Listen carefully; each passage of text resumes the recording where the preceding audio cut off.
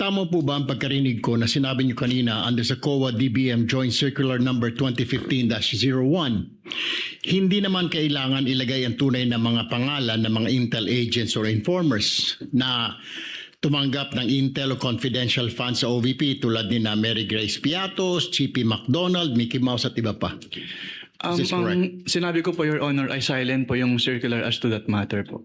Silent. So po pwede. Kung when we say kasi silent, pwede. Hindi po, Your Honor. It is neither allowed nor prohibited po.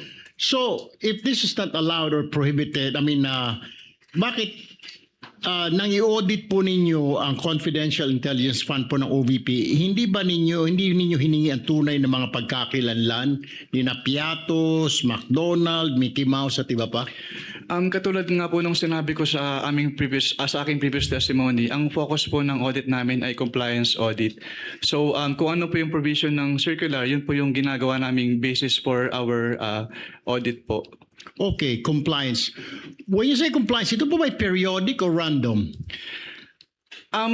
Yung compliance audit po kasi wala po siyang particular period kasi pag sinabing compliance audit, ine-evaluate po namin yung subject matter if it is compliant with certain applicable laws, rules, and regulations. But I'm saying every agency na meron pong intel or confidential funds, do they have to undergo audit periodically or random lang?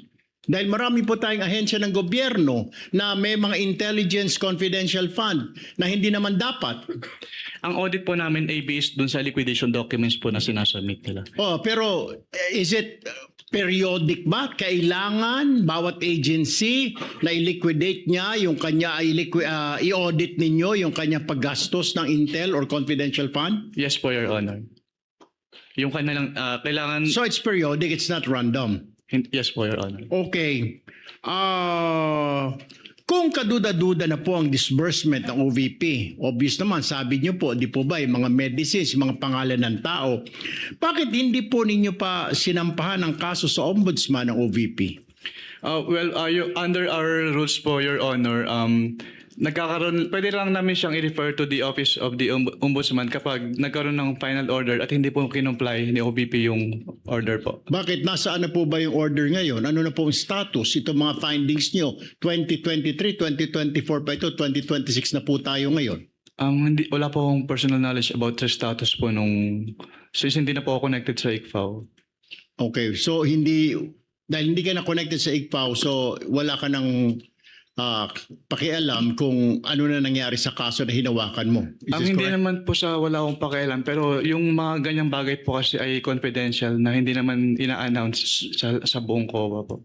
Ayun. So, ibig sabihin, hindi mo na alam at hindi mo rin alam kung bakit hindi kinasuhan or ni-refer sa ombudsman itong issue na ito.